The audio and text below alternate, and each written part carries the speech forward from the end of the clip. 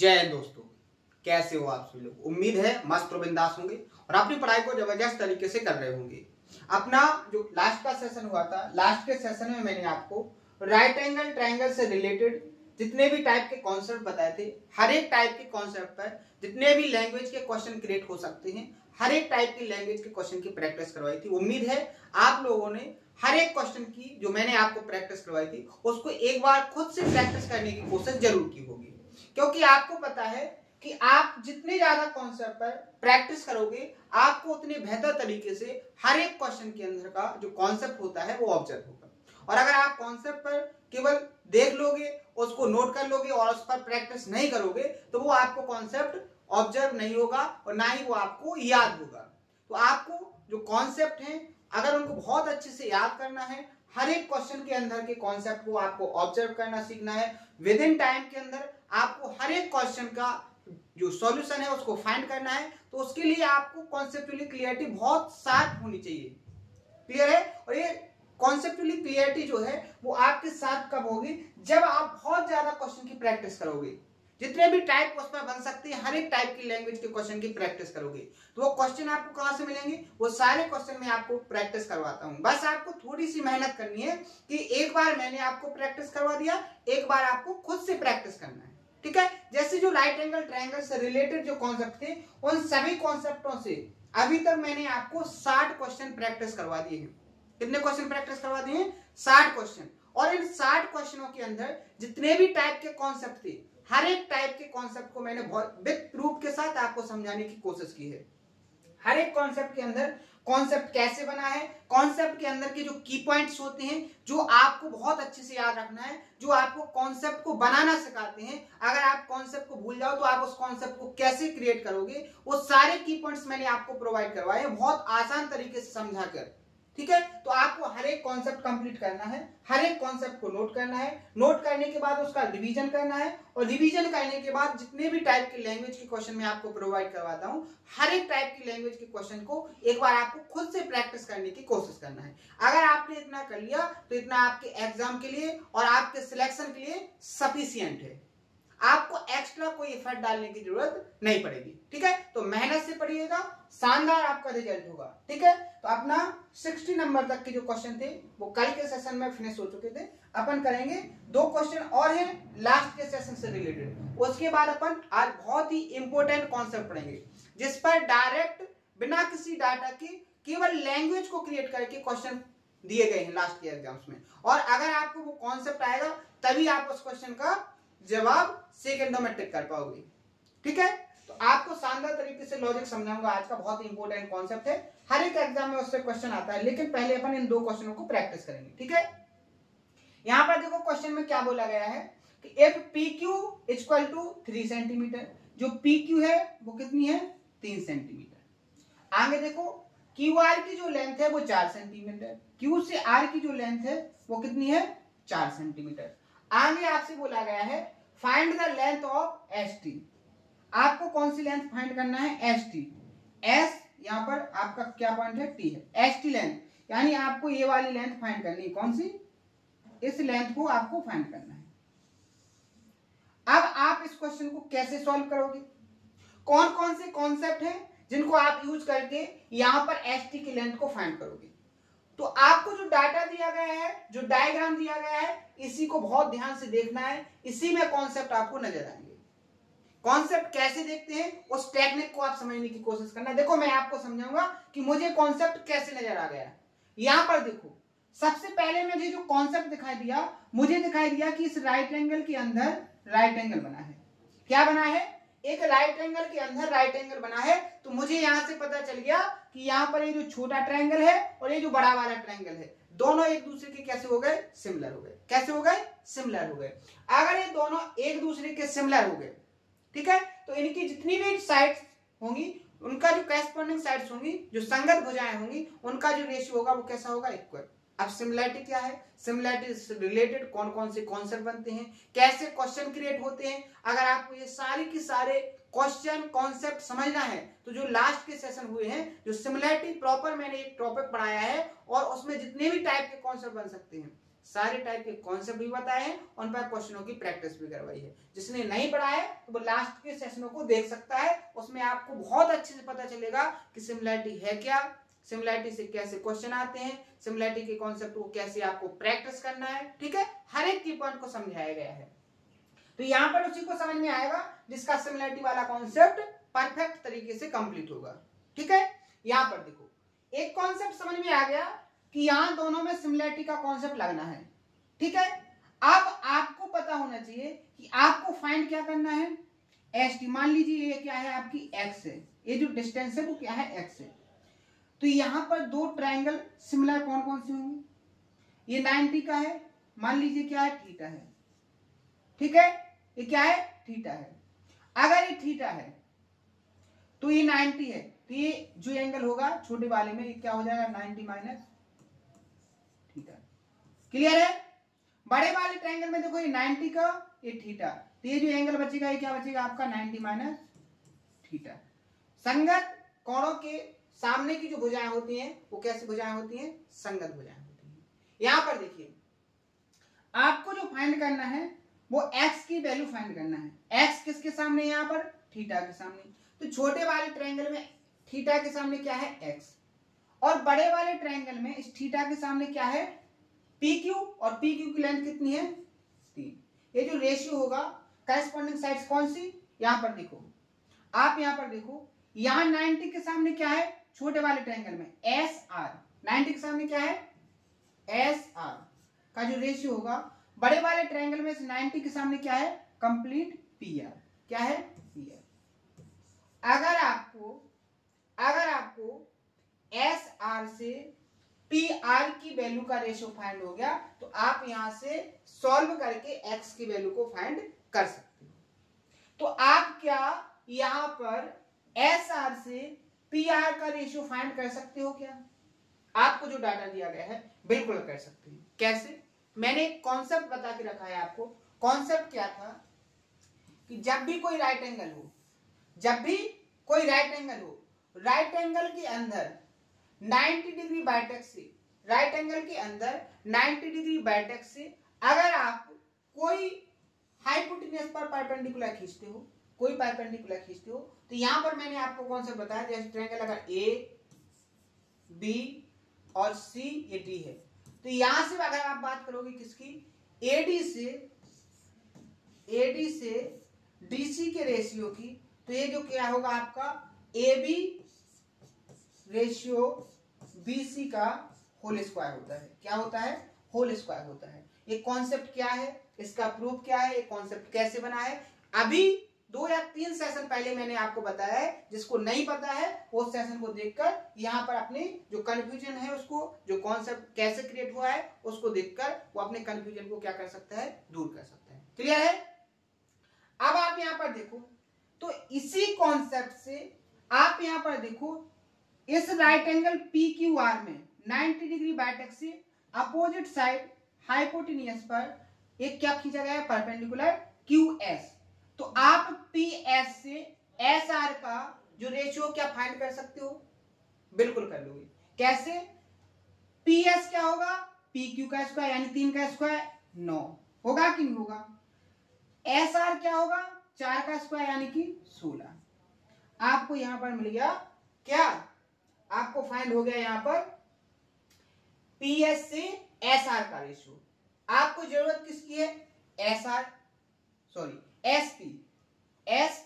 ऐसा नहीं है, यहां पर क्या है SP,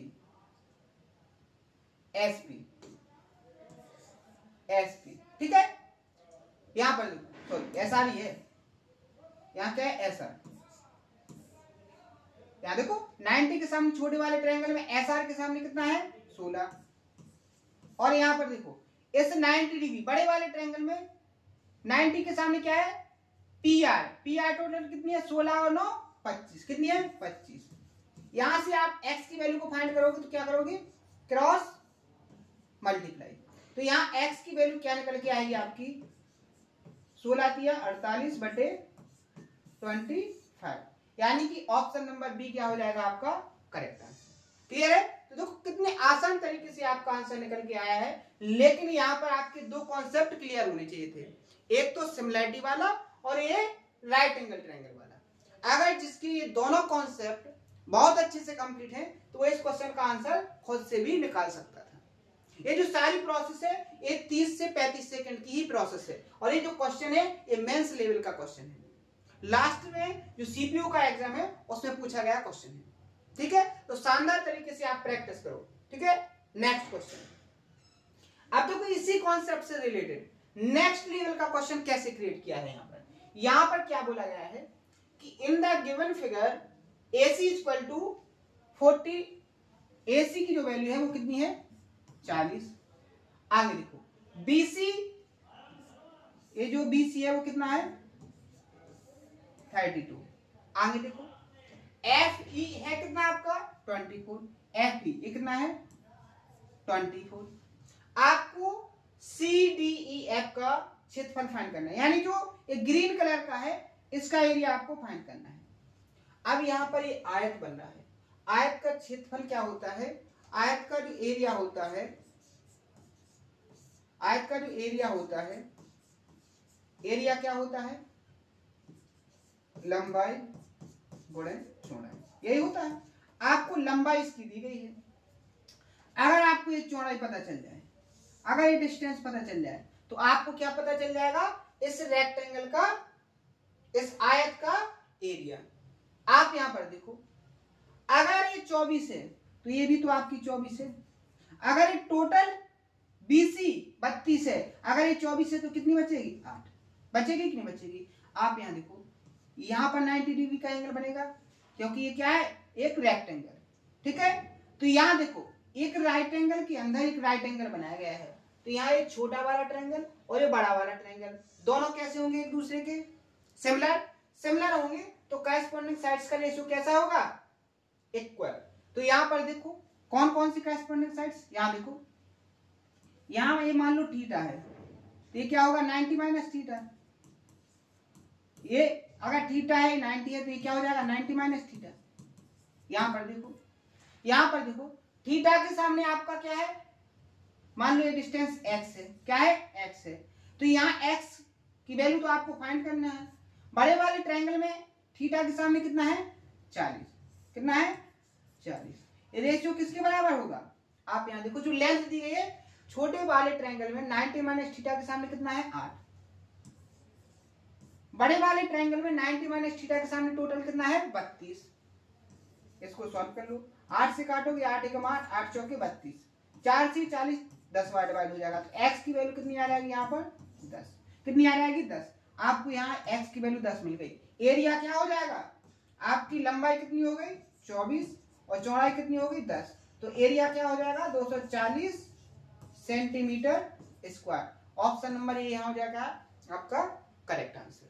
क्लियर है, तो ऐसे आप क्वेश्चन को निकाल सकते हो। अब इसमें सारे के सारे बेसिक कॉन्सेप्ट लगे हैं, सिमिलैरिटी का कॉन्सेप्ट लगा है, सिमिलैरिटी के बाद आपको आना चाहिए एरिया वाला कॉन्सेप्ट। तो दो कॉन्सेप्ट आपके कंप्लीट है, आपका सॉल्यूशन आपके सामने। क्लियर है, तो शानदार तरीके से आप पढ़ाई करो, मेहनत से करोगे आपको हर एक कॉन्सेप्ट ऑब्जर्व होगा। आप सीखेंगे अपन बहुत ही इंपॉर्टेंट कॉन्सेप्ट, बहुत ही इंपॉर्टेंट कॉन्सेप्ट सीखेंगे। हर एक एग्जाम में इससे क्वेश्चन क्रिएट किए जा रहे हैं, नया पैटर्न है, नए तरीके से क्वेश्चन आप क्रिएट किए जाते हैं। ठीक है, तो वो कॉन्सेप्ट क्या है सबसे पहले उसको सीखेंगे। ठीक है, तो हेडिंग बना लीजिए ए स्क्वायर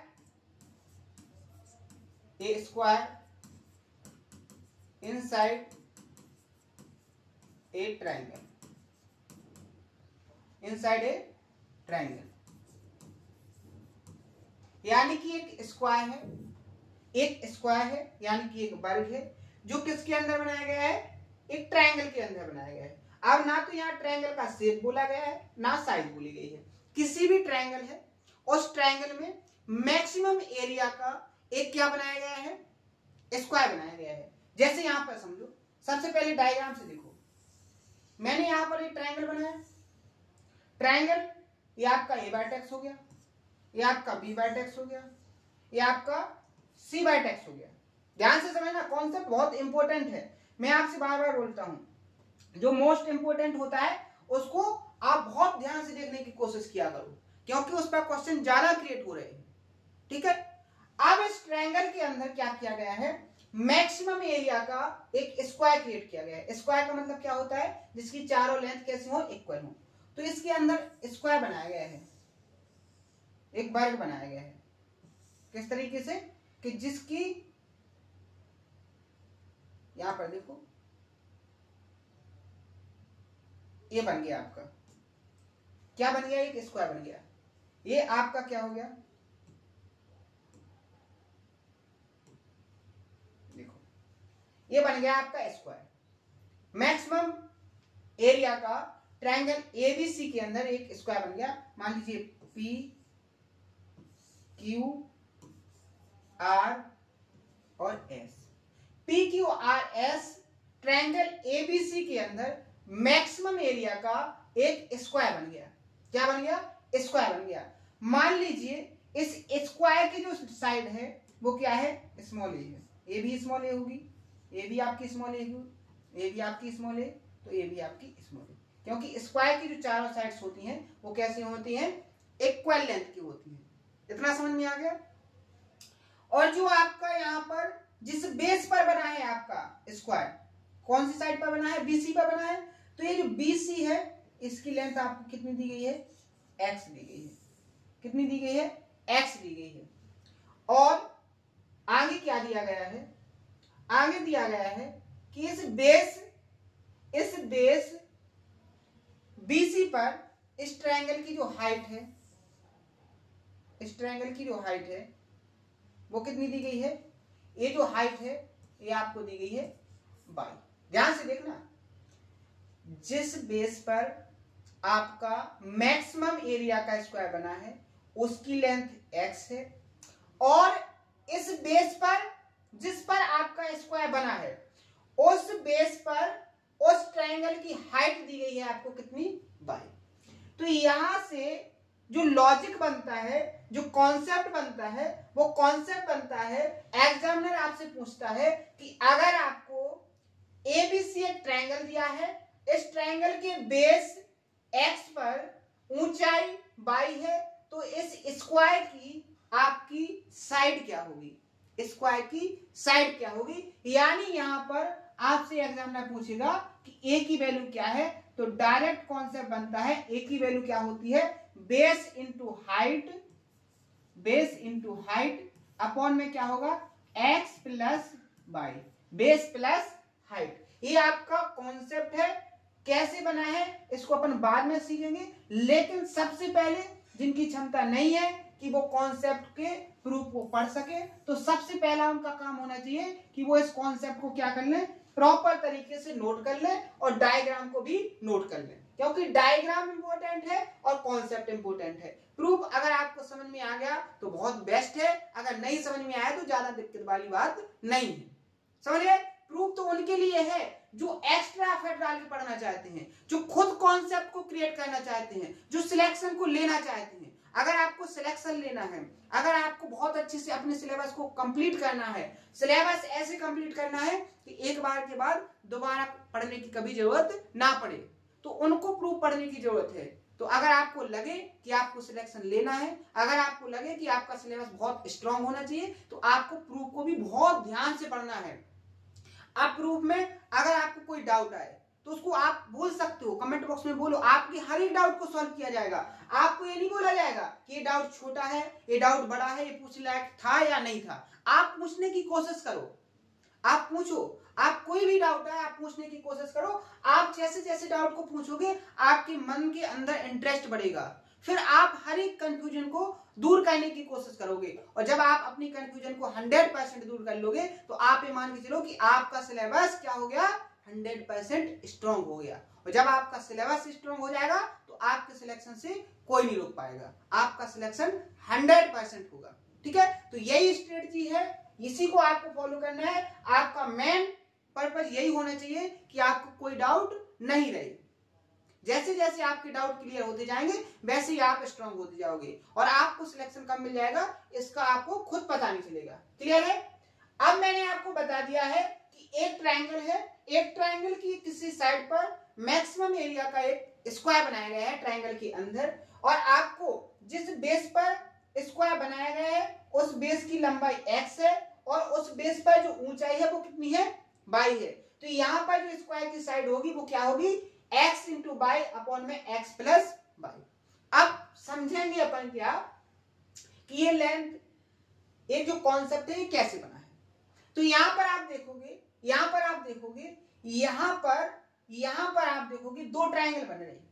दो ट्रायंगल कौन से बन रहे हैं, ट्रायंगल ASR, ASR ये सिमिलर होगा आपके ट्रायंगल ABC के, किसके, ट्रायंगल ABC के। कैसे कैसे होगा, आपको पता है ये स्क्वायर की साइड है क्या, BC, और SR भी स्क्वायर की साइड है। ए स्क्वायर की साइड किस पर है, बेस BC पर। तो आपको पता है स्क्वायर की दोनों साइड कैसे होंगी, एक दूसरे के पैरेलल, कैसे होंगी, समांतर होंगी। कैसे होंगी, समांतर होंगी। समझ में आया, समझ में आया। तो जितना कोण ये बनेगा उतना ही कोण ये बनेगा, जितना कोण ये बनेगा उतना ही कोण ये बनेगा, और एक एंगल दोनों में क्या हो जाएगा, कॉमन हो जाएगा। तो आप क्या कहोगे कि ये ट्रायंगल के दूसरे ट्रायंगल से तीनों एंगल कैसे हैं, इक्वल हैं। तो आप क्या कहोगे, अगर किसी ट्रायंगल की दो एंगल्स इक्वल हो जाते हैं तो वो दोनों ट्रायंगल क्या होते हैं, एक दूसरे के सिमिलर होते हैं। समझ गए। अब देखो, अगर आप यहां पर देखो, ये आपकी जो हाइट है बड़े वाले ट्रायंगल की अगर बाई है, अगर बड़े वाले ट्रायंगल की जो हाइट है वो बाई है, तो छोटे वाले ट्रायंगल की ये जो हाइट होगी वो क्या हो जाएगी आपकी, अगर यहां तक आपकी ए है तो बाई से आप ए माइनस कर दोगे तो क्या बचेगा, बाई माइनस ए। तो छोटे वाले ट्रायंगल की हाइट क्या हो जाएगी, बाई माइनस ए। बड़े वाले ट्रायंगल की हाइट क्या हो जाएगी, बाई। क्लियर है। तो आप यहां पर देखो, आप यहां पर देखो, इस कॉमन एंगल के सामने, इस कॉमन एंगल के सामने छोटे वाले ट्रायंगल में साइड क्या है, स्मॉल ए। इसका रेशियो किसके बराबर होगा, इसका रेशियो कैसे होगा, इस कॉमन एंगल के सामने बड़े वाले ट्रायंगल में टोटल लेंथ कितनी है, x।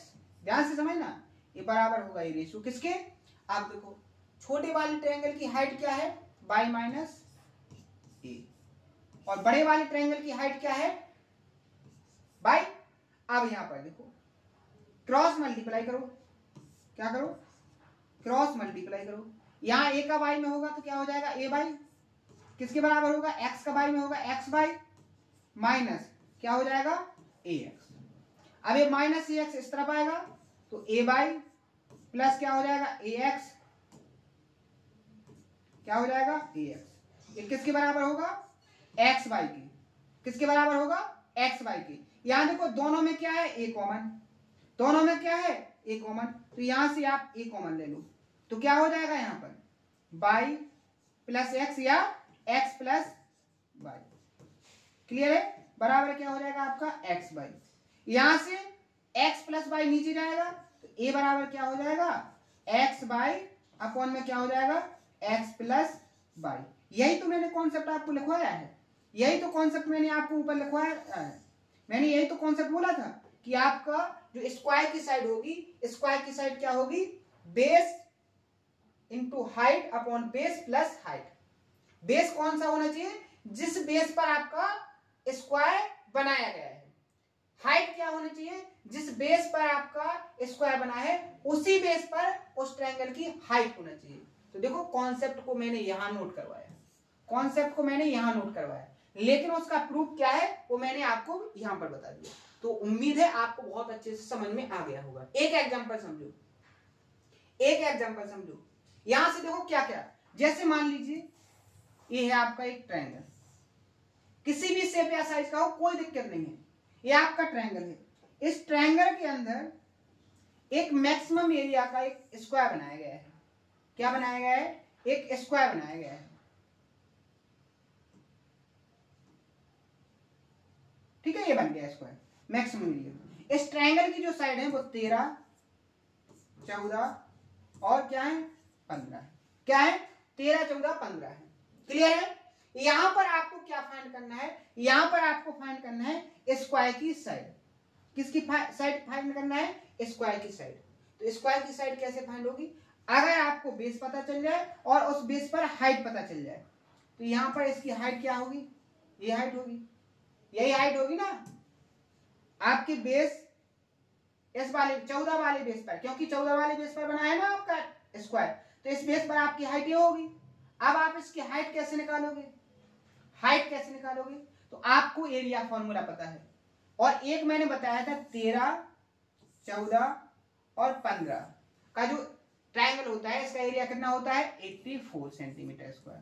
कितना होता है 84 सेंटीमीटर स्क्वायर। और एक एरिया का कॉन्सेप्ट क्या होता है 1/2 बेस इंटू हाइट।